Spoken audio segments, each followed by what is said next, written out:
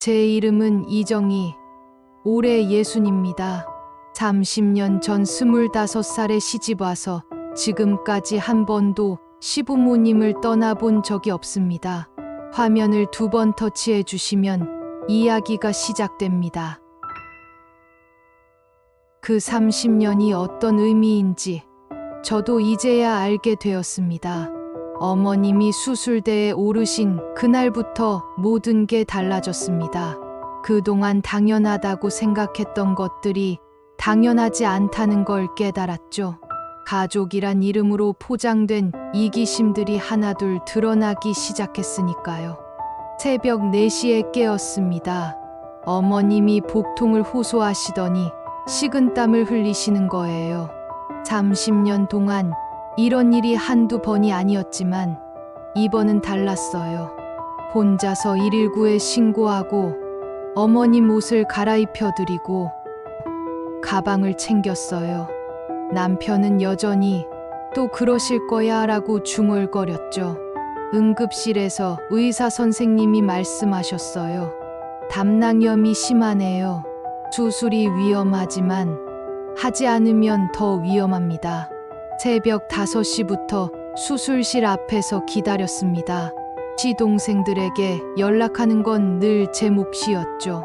30년 동안 이런 연락을 몇 번이나 했는지 모르겠어요. 수술비가 얼마나 들까? 둘째 시동생 만보기가 먼저 입을 열었어요.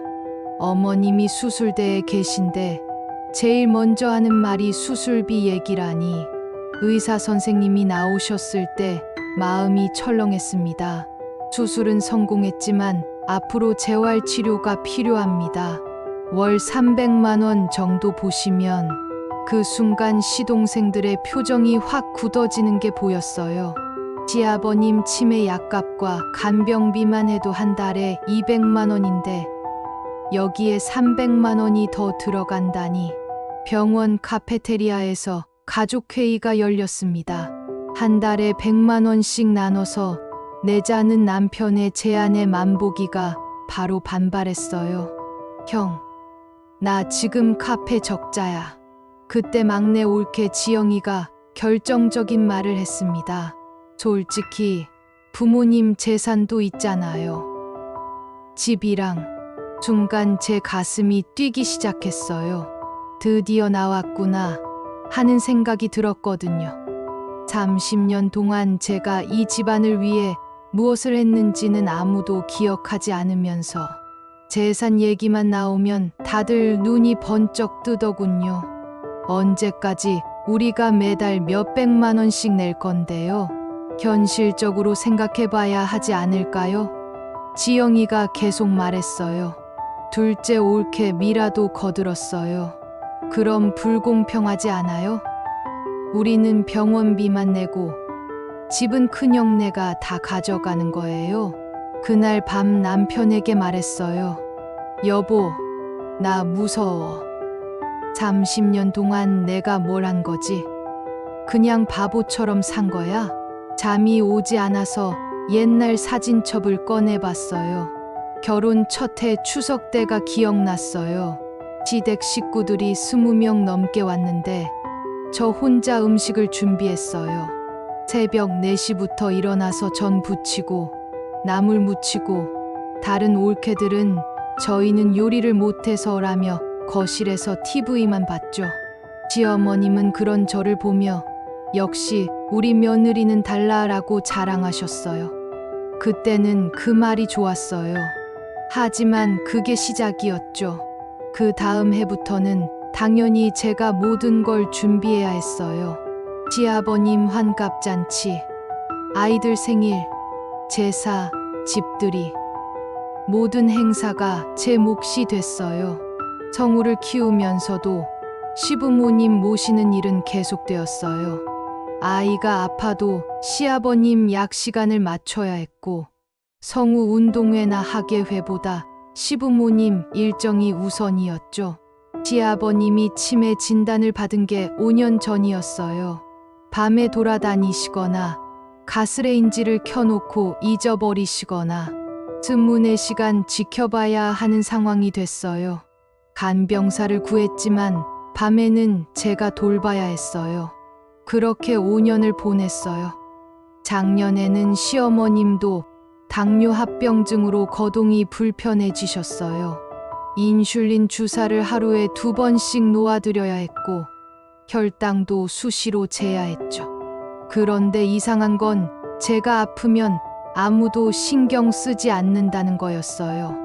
한 번은 제가 독감에 걸려서 며칠 누워 있었는데 시어머님이 정희야, 아버지 약 시간이 됐는데 라고 하시더군요. 열이 39도까지 올랐는데도 약을 챙겨드려야 했어요. 시아버님의 치매가 심해지면서 저를 못 알아보시는 날이 많아졌어요. 당신 누구야? 왜 남의 집에 있어? 하실 때면 가슴이 미어지더군요. 30년을 함께 살았는데 하루아침에 남이 되어버린 제 마음을 누가 이해해 주나요? 그런데 어느 날 기적 같은 일이 일어났어요. 시아버님이 갑자기 정정한 목소리로 제 이름을 부르시는 거예요. 정희야, 고마웠다. 정말로. 그 순간 30년간 참았던 눈물이 왈칵 쏟아졌어요.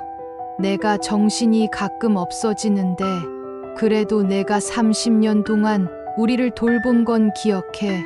시아버님은 서랍에서 봉투 하나를 꺼내셨어요. 유언장이었어요. 집을 제게 주신다는 내용이었어요. 집은 내가 가져. 30년 동안 고생한 것에 대한 보답이야. 법적으로 문제없게 공증도 받았고, 아버지, 저는 그런 거 바라지 않았어요. 나도 안다. 그래서 더 줘야지. 너는 돈이나 집 때문에 우리를 돌본 게 아니야. 며칠 뒤부터 동서들의 문자가 오기 시작했어요. 미라 형수님, 부모님 재산 얘기 언제 한번 해야 하지 않을까요? 가족이니까 솔직하게 얘기해야 하지 않을까요? 지영, 공평하게 나누는 게 맞지 않겠어요? 저희도 그동안 나름대로 효도했다고 생각해요. 공평하게요? 30년 동안 명절마다 혼자 음식하고 제사상 차리고 시부모님 아프시면 밤새 간병한 게 공평한 건가요? 시동생들도 마찬가지였어요. 만복이는 부동산의 집값까지 알아봤더군요. 22억이래, 형수님. 3등분하면 7억씩이에요. 만호도 전화를 걸어왔어요. 형수님, 집 문제를 좀 정리해야 할 것 같아요. 형수님이 30년 동안 고생하신 건 인정하지만 그렇다고 집을 혼자 가져가시는 건 좀 불공평하다는 생각이. 제가 30년 동안 이 집에서 무엇을 했는지는 계산에 들어가지 않나 봐요. 결국 병원 로비에서 모든 게 터졌습니다. 시아버님의 유언장을 보여줬을 때 동서들의 반응을 평생 잊을 수 없을 것 같아요. 뭐, 아버지를 꼬드겨서 유언장을 쓰게 하신 거 아니에요? 만복이가 목소리를 높였어요. 그때 제가 참지 못하고 소리쳤어요. 30년 동안 밤잠 못 자가며 시부모 모시는 게 꼬드기는 거예요? 아니면 이제 와서 재산 달라고 하는 게 꼬드기는 거예요? 병원 로비가 조용해졌어요. 30년 만에 처음으로 제 목소리를 낸 순간이었죠. 명절 때마다 혼자 음식해서 차리고 아버지 아프시면 밤새 간병하고 어머니 혈당 관리하고 약 챙기고 그런 건 당연하고 집 하나 받는 건 꼬드겨서 받는 거예요. 미라가 따져들었어요. 그래도 집을 혼자 다 가져가시는 건 너무하잖아요. 너무해요? 그럼 당신들은 30년 동안 뭘 했는데요? 지영이 끼어들었어요. 저희도 나름대로 효도했어요. 명절 때 와서 밥 먹고 가는 게 효도예요? 용돈 몇십만 원 주는 게 30년간의 간병과 같다고 생각해요? 제 목소리가 점점 커졌어요. 당신들이 30년 동안 한 게 뭐예요? 명절 때 와서 형수님, 고생 많으세요 한마디 하는 게 전부잖아요. 그러고는 배부르게 밥 먹고 가서 1년 동안 소식 없다가 이제 와서 집 달라고요. 미라가 마지막으로 한마디 했어요. 그래도 집값이 22억인데 22억이요? 그럼 제가 30년 동안 한 일은 얼마로 계산할 건데요? 간병사 월급이 200만 원인데 30년이면 7억이에요. 여기에 가정부, 요리사, 간호사 역할까지 하면 얼마나 될 것 같아요? 그 순간 모두가 말을 잃었어요. 그날 밤 어머님이 깨어나셔서 말씀하셨어요. 정희야, 고마웠다. 정말로.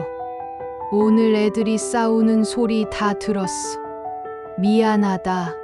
어머니, 괜찮아요. 괜찮을 리가 있나?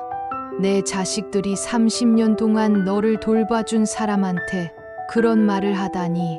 어머님은 한참을 말씀하지 않으시다가 이렇게 말씀하셨어요. 그런데 집은 팔자. 어머니? 내가 살 수 있는 게 얼마나 더 되겠어. 너희들이 싸우는 걸 보느니 차라리 집을 팔아서 내 치료비 쓰고 남은 건 너희들이 나눠 가져. 다만 정희는 조금 더 받아. 30년 동안 고생한 거에 대한 보답으로. 그 순간 깨달았어요. 어머님은 정말 현명하신 분이라는 거려. 집을 지키려고 가족이 싸우는 것보다는 집을 정리하고 평화를 찾는 게 더 중요하다는 걸 아셨던 거예요. 집을 정리하던 날 시동생들이 와서 도와줬어요. 만복이가 제게 먼저 말했어요. 형수님, 정말 미안했어요. 그동안 형수님이 얼마나 고생하셨는지 몰랐어요. 무슨 소리예요? 우리가 가족인데. 아니에요. 정말 미안해요. 30년 동안 당연하게 생각했는데 그게 얼마나 큰 일인지 이제야 알겠어요. 만호도 고개를 숙이며 말했어요. 형수님이 더 받는 거 당연한 거예요. 저희가 욕심을 부린 거였어요. 집을 정리하면서 시아버님 일기장을 발견했어요. 거기에 제 얘기가 많이 적혀 있었어요. 정희가 밤늦게까지 빨래를 하고 있다. 미안하다. 정희가 내 약을 또 깜빡하지 않고 챙겨줬다. 고맙다. 정희는 우리 집의 은인이다. 30년 동안 불평 한 번 없이 우리를 돌봤다. 그 일기를 시동생들에게 보여주니 만복이가 눈물을 흘리더군요. 아버지가 이렇게 생각하고 계셨구나. 집을 팔고 난 후 시아버님은 좋은 요양원에 모셨고 어머님은 재활병원에서 치료받으실 수 있게 됐어요. 그리고 저는 30년 만에 처음으로 제 시간이 생겼어요. 6개월 후 온 가족이 모여 식사를 했어요. 이제는 정말 달라졌어요. 미라가 말했어요. 형수님, 저희가 돌아가면서 도와드릴게요. 지영도 덧붙였어요. 어머님 병원 모시고 가는 것도 제가 일주일에 한 번은 해드릴게요. 30년 만에 처음 듣는 말이었어요. 남편도 달라졌어요. 여보, 30년 동안 혼자 힘들었지? 이제는 내가 함께 할게. 시간이 지나면서 저도 변했어요. 요리 교실에 등록해서 30년 만에 처음으로 제가 먹고 싶은 요리를 배웠어요. 크림 파스타, 리조또. 시부모님이 느끼한 걸 싫어하셔서 평생 해보지 못했던 요리들이었죠. 요가 교실에도 다니기 시작했어요. 30년 만에 처음으로 온전히 저만을 위한 시간을 가질 수 있게 된 거죠. 어느 날 성우가 와서 말했어요. 엄마, 이제 엄마만의 시간을 가져봐. 30년 동안 남을 위해 살았으니까 이제는 엄마를 위해 살아봐. 요리 교실 선생님이 물어봤어요. 정희 씨, 꿈이 뭐예요? 작은 레스토랑을 해보고 싶어요. 제가 좋아하는 요리로 정말 그럴 수도 있을 것 같았어요. 집을 팔아서 받은 돈도 있고 30년간 쌓인 요리 실력도 있고 무엇보다 이제는 제 꿈을 위해 시간을 쓸 수 있으니까요. 남편에게 말했더니 놀라더군요. 여보, 레스토랑을 정말 할 거야? 왜?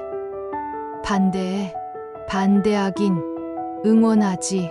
30년 동안 남 위에 산 사람이 이제 자기 위에 사는 거 당연하지. 한 해가 더 지나고 저는 정말로 작은 레스토랑을 열었어요. 30석 정도의 아담한 이탈리아 음식점이에요. 정인의 키친이라는 이름을 붙였죠. 개업 첫날 온 가족이 와서 축하해줬어요. 어머님이 제 손을 잡고 말씀하셨어요. 정이야, 우리 딸 해줘서 고맙다. 30년 만에 처음으로 들어본 말이었어요. 시어머니가 아닌 어머니로서 해주신 말씀이었죠. 가족이란 게 피가 섞여서 가족이 되는 게 아니라 함께 아픔을 나누고 서로를 이해하려고 노력할 때 진짜 가족이 되는 것 같아요. 30년이 걸렸지만 우리는 이제야 진짜 가족이 되었습니다. 그 30년이 헛되지 않았다는 걸 이제야 알겠어요. 시아버님이 써주신 유언장, 어머님의 따뜻한 말씀, 그리고 시동생들의 늦은 깨달음. 모든 게 제가 30년 동안 흘린 땀과 눈물의 결실이었어요. 이제 저는 당당합니다. 30년 동안 이 가족을 지켜온 사람으로서, 이제는 사랑받을 자격이 있는 사람으로서. 그래요. 이제 저는 이 집의 딸입니다. 30년의 무게로 얻은 진짜 딸이에요. 60세에 시작하는 새로운 인생, 늦었다고 생각하시나요? 아니에요. 지금이 딱 제 때예요. 30년의 무게가 있어야 지금의 제가 있을 수 있었으니까요. 이제 저는 진짜 자유예요. 30년 동안 쌓아온 사랑과 인정 위에 서 있는 당당한 자유 말이에요. 사람들은 종종 물어요. 30년 동안 어떻게 참았어요? 참은 게 아니에요. 사랑했던 거예요. 완벽하지 않은, 때로는 이기적이기도 한, 하지만 결국은 제 가족인 사람들을 사랑했던 거예요. 그 사랑이 인정받는데 30년이 걸렸을 뿐이에요. 이제는 당당히 말할 수 있어요. 저는 이 집의 기둥이었고, 지금도 그렇고, 앞으로도 그럴 거라고. 다만 이제는 혼자가 아니라 온 가족이 함께 이 집을 떠받치고 있다는 게 다를 뿐이에요. 그게 진짜 가족이니까요. 그리고 이제는 제 꿈도 있어요. 30년 만에 찾은 저만의 꿈이요. 30년 동안 가족을 위해 요리했으니 이제는 저를 위해, 그리고 저를 좋아해 주는 사람들을 위해 요리하고 싶어요. 그게 제 새로운 시작이에요. 구독, 좋아요, 알림 설정 해주시면 큰 힘이 됩니다.